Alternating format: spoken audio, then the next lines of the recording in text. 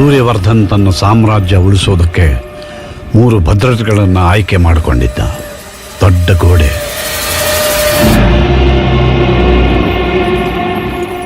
ದೊಡ್ಡ ಬಾಗಿಲು,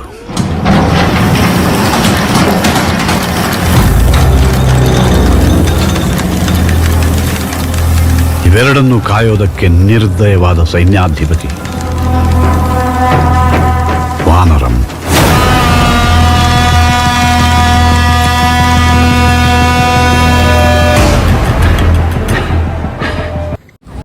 ಇವಾಗ ಬಂದಿರೋ ಬ್ಯಾಚ್ 8 ಜನ ಹೆಂಗಸರು, 5 ಜನ ಗಂಡಸರು.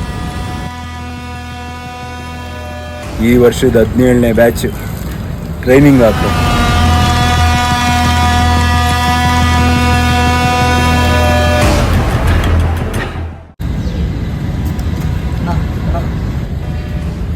ಪರ್ಫಾರ್ಮ್ ಯಾಕೆ ಕೊಡ್ತಾರಣ್ಣ?